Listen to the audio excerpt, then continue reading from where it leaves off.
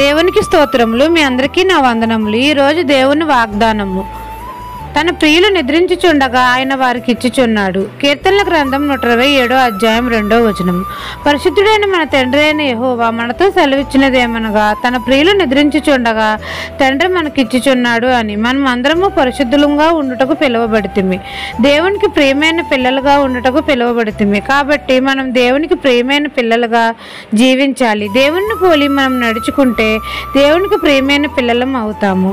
మనం దేవుని దృష్టికి ప్రియమైనందున దేవుడు మనల్ని గనులుగా చేస్తాడు.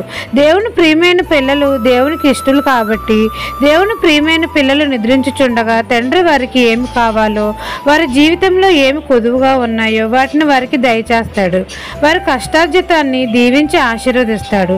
కాబట్టి మనం అందరము దేవుని నుండి అనేకమైన మేలులు పొందాలంటే దేవునికి ప్రియమైన వారంగా ఉండాలి. తండ్రి సాత్వికమైన మనసును మనం ధరించుకోవాలి. వినయం కలిగి నడుచుకోవాలి. దీర్ఘశాంతం ధరించుకోవాలి.